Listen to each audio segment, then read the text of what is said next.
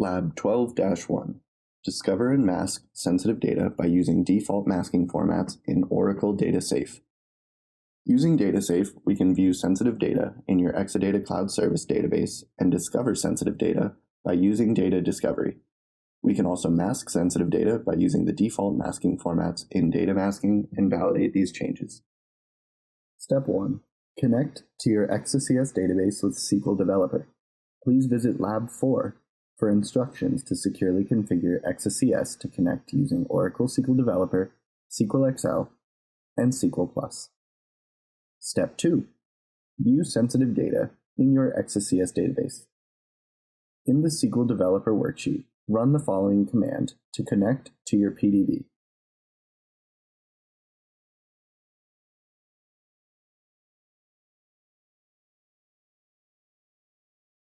Then run the following query to select the Employees table.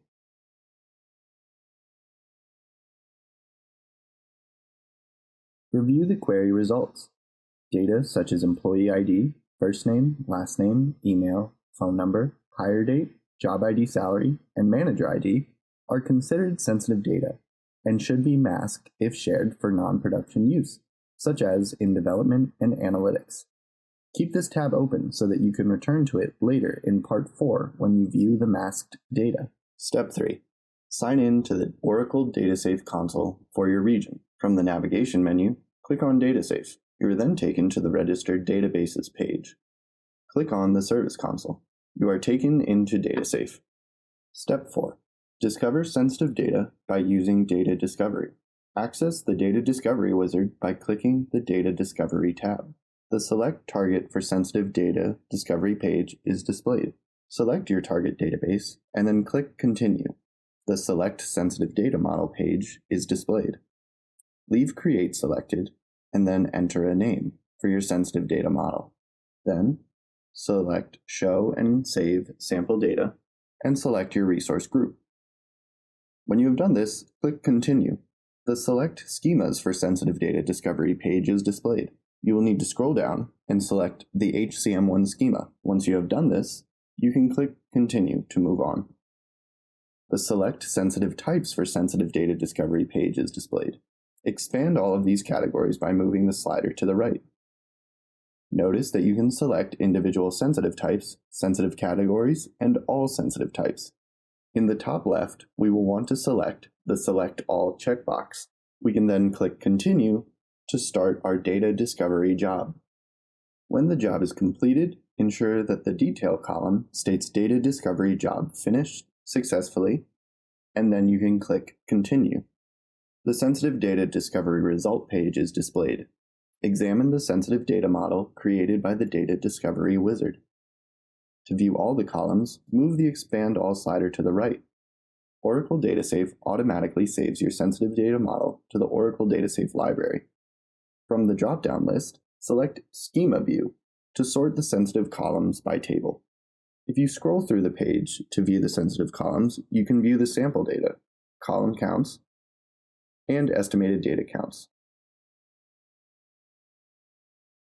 Let's also take a look at the sample data provided to get an idea of what the sensitive data looks like. At the bottom of the page, click on Report to view the Data Discovery report.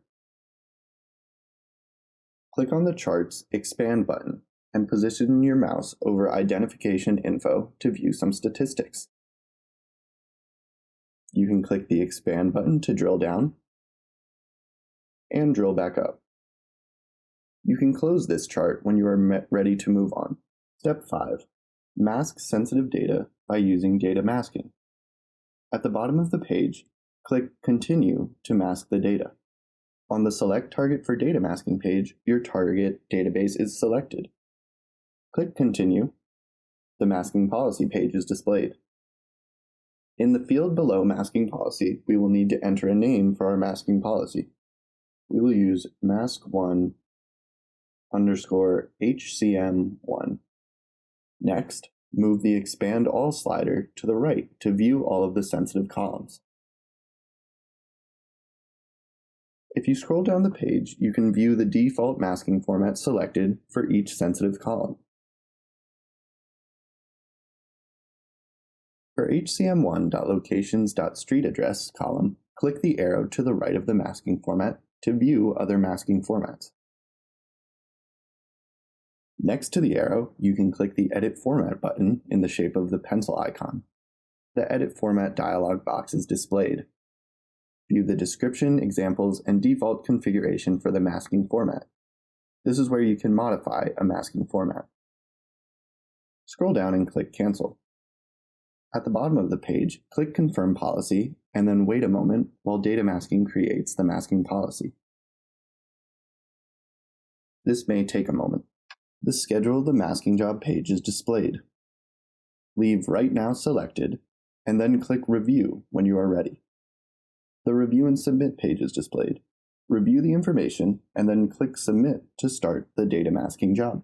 Wait for the data masking job to finish, and when it is finished, click on Report. Examine the data masking report. At the top, you can view the number of values, sensitive types, tables, and columns that were masked. We want to generate the report.